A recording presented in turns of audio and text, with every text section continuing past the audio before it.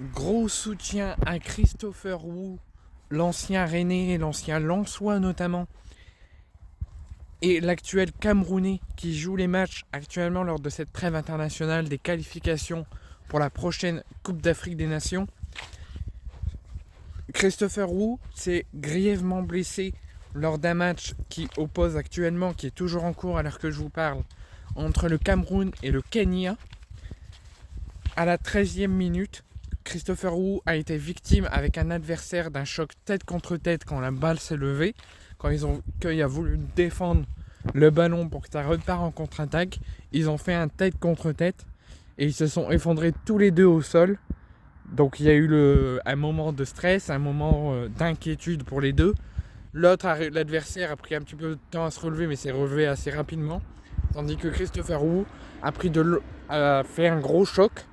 Donc resté vraiment au sol sans plus bouger, on craignait quelque chose de très très grave et de vital.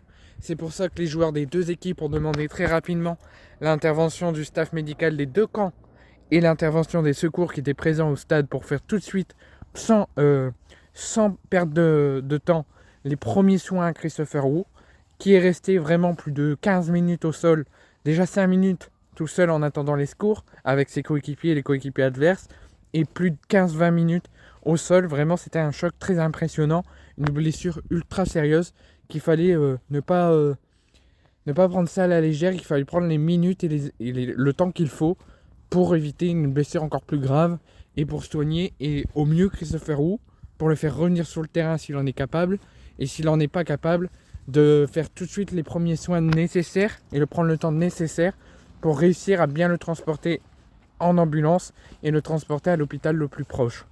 Pour l'instant, on ne sait pas la suite de son état de santé. On craint un traumatisme crânien, mais des fois un choc tête contre tête, des fois on pense à quelque chose de grave au début, mais finalement, après examen, finalement ça allait moins grave. Mais tellement que le choc était violent et les longues minutes qu'il a passées au sol, on craint une blessure assez sérieuse. Donc vraiment la grosse inquiétude est partout dans le monde du football, et nous fans de foot et supporters du Cameroun. Donc il a été transporté à l'hôpital en ambulance à la sortie du stade, tout de suite très rapidement à l'hôpital le plus proche du stade. Je vous tiendrai au courant dans les posts communautaires d'éventuelles informations qu'on aurait dans la soirée ou dans la nuit sur son évolution de son état de santé. Tout ce qu'on sait, c'est qu'il a été longuement inconscient et longuement soigné au sol, mais à sa sortie du stade et son transport à l'hôpital, il était conscient, stressonné mais conscient. Donc c'est déjà une bonne nouvelle, et espérons que d'autres bonnes nouvelles arrivent et que sa santé, bien sûr on l'a pas avant tout, on espère bien sûr un retour très rapidement sur les terrains, mais c'est vraiment sa santé avant tout qui doit être très important. Donc on espère qu'il se soignera le plus rapidement possible, qu'il se soignera bien et qu'il fera très vite son retour sur les terrains, et qu'on espère qu'il n'aura pas de séquelles et que tout ira bien pour lui.